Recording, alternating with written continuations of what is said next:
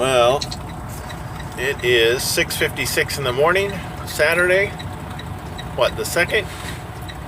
I'm in Cincinnati and stopped on the highway. There's a 18-wheeler. From what I understand, there was a smaller vehicle that was losing control, and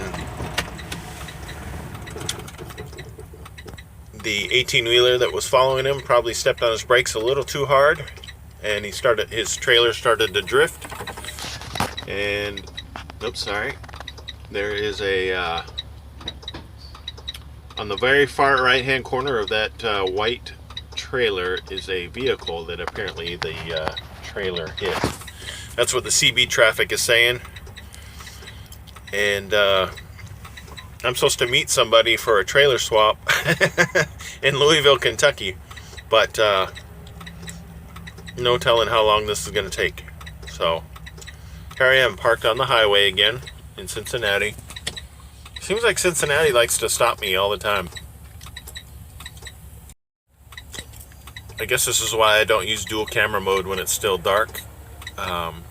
It's fairly, it's early morning, 7 a.m., but it's really dark in my cab. So you can barely see me, but yeah. So all lanes of traffic are blocked. I am in the second lane here, trying to get onto 71 South, I-71, I-75 South out of Cincinnati here, heading towards Louisville, Kentucky. And the snow, it's somewhat accumulated, but that's because vehicles are no longer driving where we're parked on the highway. And so, I consider it light snow. It's not really heavy snow to me. So we'll see what happens. Well, I barely made it through Cincinnati, but now I'm in sunnier weather.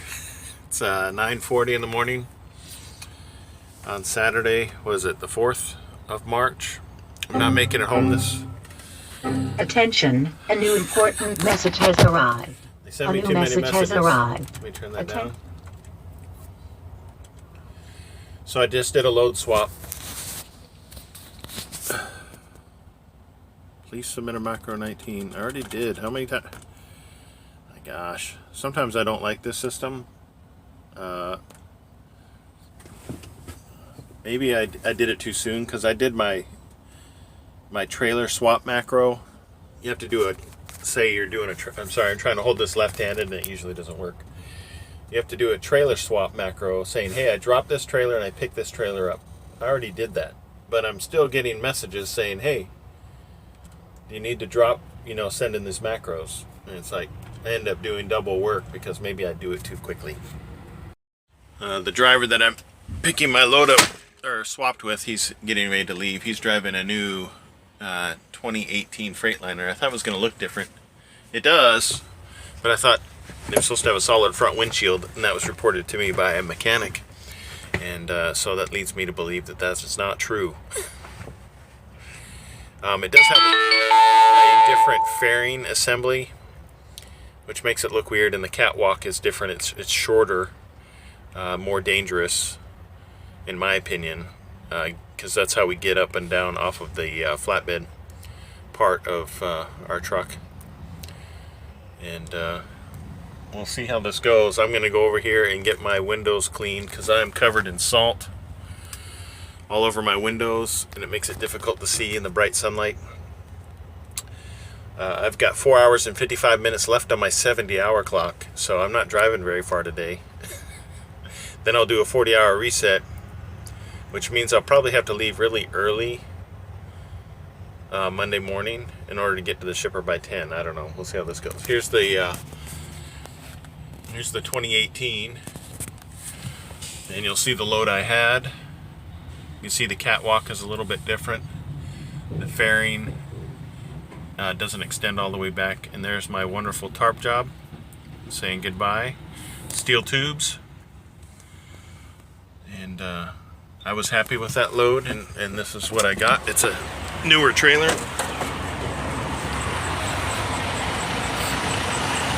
So you can see it's covered in salt, but the fairing on the 2018 stops right here. There's no additional fairing, there's just a set of steps in this, and you have to cut off this piece of the catwalk on both sides to where it's just this wide when you get up there. And then the stairs are set in, there's 2 steps, and I don't know, I only see that as less safe. I've got 2 coils. I've got a newer trailer. It's got these hinged doors. I think they do this in an effort to allow us flatbed drivers to know what it's like to drive a temperature control van or a dry van, so we can open and close this door every once in a while. Makes us feel part of the full team. Filth, dirt and filth everywhere. I've got to figure out how I'm going to do this, because it's I've got to do a 34-hour reset, and let's see, remaining time, I have 12 hours of driving to do.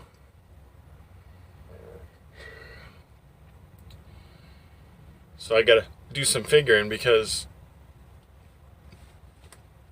4 plus the 4, 8, 9, 10, 11, 12. So yeah, so I figure I'll be leaving 4 or 5 in the morning on Monday. If I continue to drive. No matter what, that's when, yeah, I'm going to have to leave really early. So I have to keep driving and use the maximum of my clock today, so I can get as close as I can to the receiver, or the co-signee. I think I might be pronouncing that wrong, because somebody corrected me once, but you know, the First Amendment says I can say whatever I want. In 300 feet, make a U-turn if possible. Yeah, I'm going to go back to my old route that I just... In 300 feet, make a U-turn if... Everything's got to talk like for 7 hours, you know. Nothing can just say, hey, turn here. No, it's got to give you a dissertation, their PhD thesis on turning directions or incoming messages, or hey, you're starting your truck. It's like, seriously, it's a little overboard. So I mute a lot of stuff sometimes. But I mean, I've only got 5 hours left to drive today, and I've got 9 hours and 36 minutes left in my 14-hour clock, so I can sit here for like 5 hours and still do that 5 hours of driving. But I'm not going to do that, because that would be insane, in my opinion, because I don't like driving when it's dark. I like to get there, get parked, and start my 34-hour reset. And so I've got lots of planning to do, some splaining, so I can I need to do laundry, I need to buy food.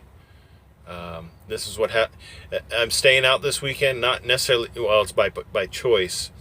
After I picked up this load in Cincinnati, Ohio at 12 o'clock noon on Friday, which was like 11 hours from my house, they said I can take it home. And I'm like, this goes to Mississippi. So I did the calculations, and I'm like, that's 27% out of route, which only hurts me. It doesn't hurt my fleet manager or anybody there. It affects my pay for performance in the sense that it would lower my average. And I might be able to get away with that once or twice, doing a really high out of route, and still maintain my pay for performance. But if I would have gone home, I would have gotten home on Saturday afternoonish, and I would have had to leave Sunday pretty early. I wouldn't get my 34-hour reset. And it was a lot of, and I would lower my pay for performance potentially, all just to stay one night in my house. All right, I will not go home. I made the choice of just driving to the receiver. And in the effort of doing that, I got a phone call that said, hey, can you do a load swap to help somebody else get home? And I said, sure. They're going to get home today. They live near where they are delivering. They probably have more hours on their clock, because I have like over, what am I at now? Let me look. This video is getting too long. I'm over 3,300 miles for the week, 3,300, and I will get to. I'll probably be over 3,500 miles total for this 1 week, which, hey, that's great. But they're sending me farther southeast. I'm practically in Florida because I'm going to Homerville, Georgia, for this delivery, and so yeah, lots of plans to be made. I'm gonna go over here to the truck stop, to the Pilot. I'm gonna pull through and clean off my windows after I plan my route effectively and determine where I'm gonna stay. So that's it for now. Sorry there's no videos because I'm not home to upload them. This is the reason.